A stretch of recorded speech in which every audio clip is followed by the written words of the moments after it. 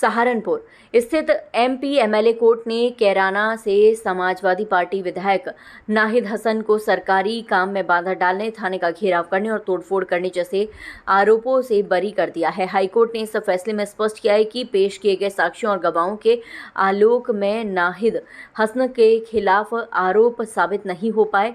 नाहिद हसन सांसद इकरा हसन के सगे भाई हैं। नाहिद हसन के वकील चौधरी जानिसार अहमद ने बताया कि ये मामला अप्रैल 2012 का है, जब नाहिद हसन सहारनपुर जिले के सरसावा थाना क्षेत्र में स्थित एक कब्रिस्तान में अतिक्रमण की सूचना पर मौके पर पहुंचे थे। उन पर थाने का घेराव करने, सड़क जाम करने और सरकारी कर्मचारियों को काम करने से रोकने का आरोप था। साथ ही सांप्रदायिक सौहार्द बिगाड़ने की धाराओं के तहत भी मामला दर्ज किया गया था। पुलिस ने इस घटना के संबंध में नाहिद हसन समेत 10 लोगों के खिलाफ मामला दर्ज किया था और जांच पूरी करने के बाद कोर्ट में चार्जशीट पेश की थी। निर्णय के समय विधायक नाहिद हसन न्यायालय में खुद मौजूद थे। 5 जुलाई 5/7/2012 को थाना सरसावा में, उससे पहले 5-7 से पहले एक दो दिन पहले कब्रिस्तान है वहीं थाने के पास में, उसकी एक कमेटी भी है, सेक्रेटरी वगैरह हैं, वक्फ संपत्ति है, उस पर कुछ लोगों ने, वहाँ के माफियाओं ने कब्जा करने की कोशिश की और कुछ कब्रों को उसके लिए खुर्द-बुर्द किया था, जिसकी बाबत थाने में मुकदमा दर्ज हुआ था और वो गिरफ्तारी नहीं हुई थी। तो जो वक्फ के सेक्रेटरी और जिम्मेदार लोग हैं, वो सब लोग थाने में गए थे ये बात करने के लिए कि मुल्जिमान को गिरफ्तार क्यों नहीं किया। ये इमोशनल मैटर है, ऐसे मामले में ढिलाई नहीं बरतनी चाहिए। तो इस बात को लेकर वो थाने में पहुंचे। थाने में कोतवाल साहब से, पुलिसकर्मियों से उनकी बात हुई। फिर बाद में वहाँ नाहिद हसन भी आ गया।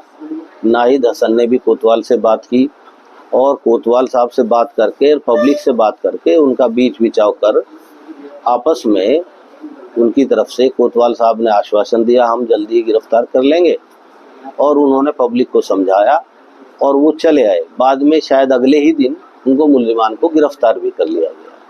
लेकिन उस बात को लेकर थाने में भी एक मुकदमा 5/7/2012 में ही पुलिस की तरफ से कायम हुआ कि कुछ लोगों ने यहाँ पे आके धरना प्रदर्शन किया, थाने में तोड़फोड़ की और रास्ता जाम किया, पब्लिक को परेशानी हुई और नाहिद हसन भी उनमें शामिल था।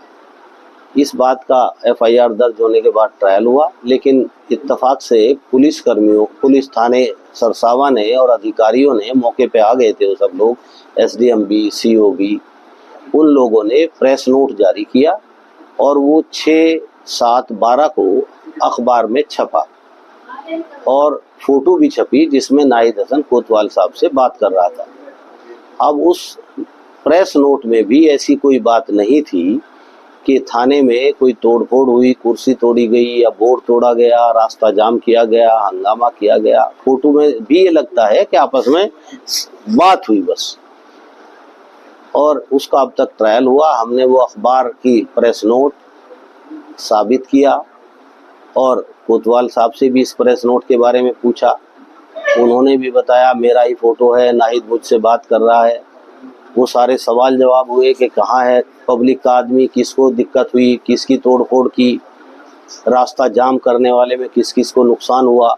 कोई पब्लिक का गवाह नहीं था, मात्र पुलिस के गवाह पेश किए गए और उनसे ये क्रॉस क्वेश्चन पूछने के बाद अदालत इस नतीजे पर पहुंची, बहस हुई कि इस तरह का कोई वाक़ा नहीं हुआ। सिंपली पहली एफआईआर हुई थी, उसमें गिरफ्तारी नहीं हुई थी। कुछ लोग थाने से, क्योंकि कब्रिस्तान का मैटर है, सेंसिटिव है, कुछ लोग आए, बाद में नाहिद भी वहाँ गए, उनको बीच बिचाव करवा के और टाइम ले करके जल्दी गिरफ्तारी हो गई और वो गिरफ्तारी भी हो गई। तो वही बात हमने अदालत में पूरी तरह साबित कर दी और अदालत ने उन पब्लिक के लोगों को भी और नाहिद को भी वो सब चीज़ें, अखबार का प्रेस नोट जो अधिकारियों द्वारा जारी किया गया, थाने द्वारा जारी किया गया, और वो सारी एविडेंस जो अदालत में आई, उनको कंसिडर करते हुए नाहिद को भी और पब्लिक के लोगों को भी दोष मुक्त कर दिया। कितने लोग इसमें आरोपी बनाए गए थे और नाहिद जी कितने दिन जेल में रहे? नाहिद जी जेल में तो काफ़ी टाइम रहे, उनको तो चित्रकूट भी भेजा गया वो अलग बातें हैं, उनकी पैरवी है प्रशासन की, वो अपने तरीके से करता है, लेकिन बेसिकली केस इतना ही था ये। तो और भी कोई लोग इसमें? हाँ, वो वक्फ कमेटी जो कब्रिस्तान की कमेटी थे, उसके सेक्रेटरी वगैरह 10-12 लोग उसमें वो भी मुलजिम थे।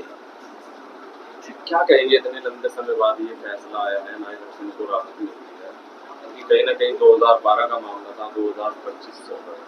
अब ये तो शासन प्रशासन जब एविडेंस देता है अदालत तय करती है। अगर कोई एविडेंस ही नहीं आएगी तो अदालत कैसे तय कर देगी, वेट करेगी उसका। तो इसमें अदालत की कोई कमी नहीं है, अदालत ने कोई जानबूझकर देरी नहीं की। अब वो उस पर ये मुकदमा पता नहीं कैसे हाईलाइट हुआ, उसको गिरफ्तार किया गया। अब वो सारे मामले क्या हैं वो तो राजनीतिक लोग जाने, हम तो लीगल प्रोसेस बता सकते हैं कि अब कुछ तवज्जो से इस पे पूरी ताकत लगाई गई, लड़ा गया, लेकिन रिकॉर्ड अपनी जगह था, कागज़ अपनी जगह थे, वो सारी एविडेंस अपनी जगह थी। कोई टूटी फूटी मेज कुर्सी या बोर्ड वगैरह ना अदालत में पेश किए गए, ना ही उनको सील मोहर किया गया। अदालत ने भी नहीं यही माना। एक छोटी सी फर्द बनाई गई, वो भी घटना के 17 दिन बाद बनाई गई। अच्छा, इसमें बताया जा रहा है कि जिस तरह से नाहिद हसन पर मुकदमा दर्ज हुआ था और वो जेल गए थे, उनका जो राजनीतिक कैरियर था वो कहीं ना कहीं इसकी वजह से बाधित हुआ है। तो क्या अभी ये अगला स्टेप उनके ऊपर मानहानि का या किसी तरीके का कोई देखो, मानहानि का तो कोई मामला नहीं है, ना ही हम करेंगे। एक ट्रायल है, दोष मुक्त कर दिया, संदेह का लाभ दिया, लीगली इसमें ऐसा कोई प्रोसेस नहीं है।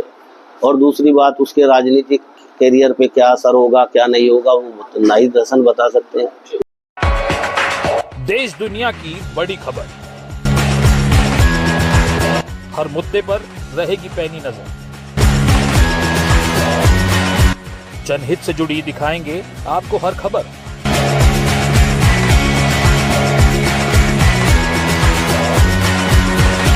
कंटाप टीवी के खास प्रोग्राम मुद्दे की बात ब्रजकिशोर शर्मा के साथ देखिए कंटाप टीवी पर।